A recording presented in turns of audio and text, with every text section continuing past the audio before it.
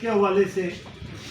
تو میں بحیثیت چیئرمین آل پاکستان موٹر سائیکل ڈیلرز ایسوسی ایشن اجمل بلوچ صاحب مرکزی قائد انجمن تاجران پاکستان صدر کے اعلان کے مطابق ان کے شانہ بشانہ اپنی تمام موٹر سائیکل ڈیلرز ایسوسی ایشن پروونشل ڈسٹرکٹ تحصیل لیول پر اعلان کر چکا ہوں۔ آج آپ لوگوں کے روبرو پیش ہو کر پھر سے دوبارہ صدر صاحب کی موجودگی میں اعلان کرتے ہیں کہ آل پاکستان موٹر سائیکل ڈیلرز ایسوسی ایشن آپ کے اعلان کے مطابق پاکستان کی عوام کی امنگوں کے مطابق تاجر رہنماؤں کی امنگوں عوام کے موجودہ مسائل کے مطابق تاجر برادری پاکستانی عوام کے ساتھ کھڑی ہے۔ آج جس دور سے ہم گزر رہے ہیں اس سے پہلے نہ کبھی ہم نے ایسے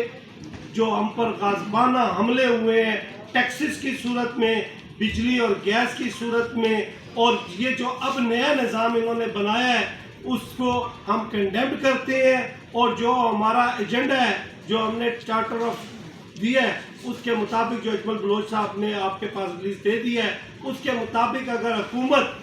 عوامی حکومت کا کام ہے کہ عوامی امنگوں کے مطابق عوام کی ترجیحات کو پیش نظر رکھتے ہوئے اور وہ عوام کی سہولت کو پیش نظر رکھتے ہوئے ملک کے اندر امن و سکون اور عوام کی سہولت کے مطابق ملک کا نظام چلائے، نہ کہ بیرونی آقاؤں کے کہنے پر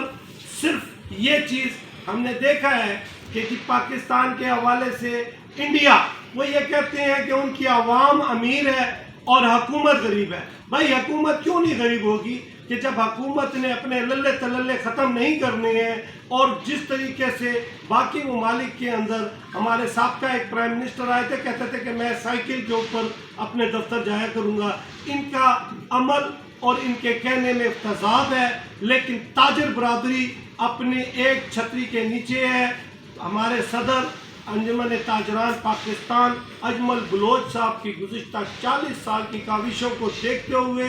آل پاکستان موٹر سائیکل ڈیلرز ایسوسی ایشن میں چیئرمین ایم اے ہارون شیخ اعلان کرتا ہوں کہ تاجر تنظیموں اور تاجروں کے حقوق کے لیے اجمل بلوچ صاحب کی چھتری تلے ہم متحد ہیں اور ہمیشہ متحد رہیں گے، اور 28 اگست کو انشاءاللہ اگر اس سے پہلے حکومت نے عقل کے ناخون لے لیے تو فبیا بصورت دیگر جیسے قائدین حکم کریں گے۔ انشاءاللہ پورے ملک کے اندر 1.25 لاکھ سے